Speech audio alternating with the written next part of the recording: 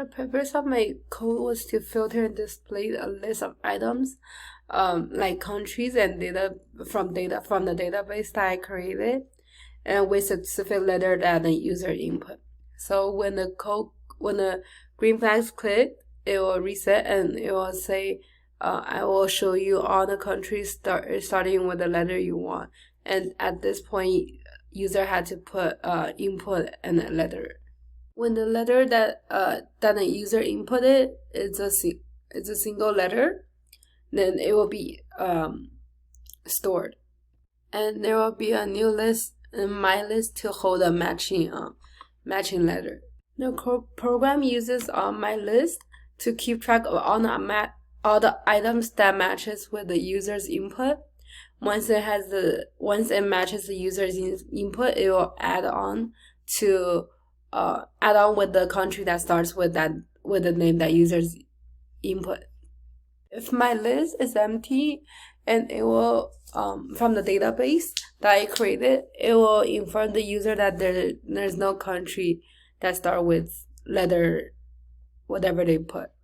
And if my lists are not empty, then it will integrate through my list, and then it will shout out all the country that start with the letter to the user.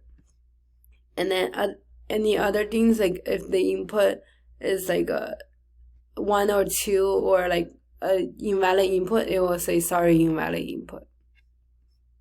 So if I didn't use the list, I will have to change my program by checking each item on my list, which makes more work for me, and also there might be a lot of errors within if I check them just one by one, or I might not be able to initial to collect and display the results.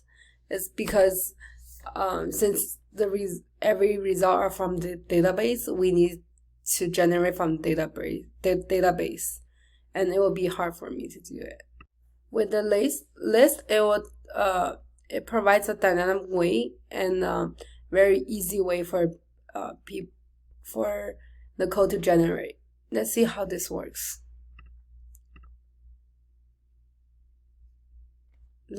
For example, if I enter a T,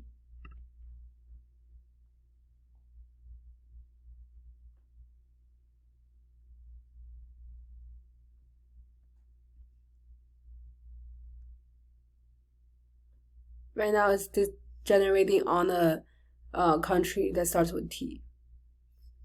That's it.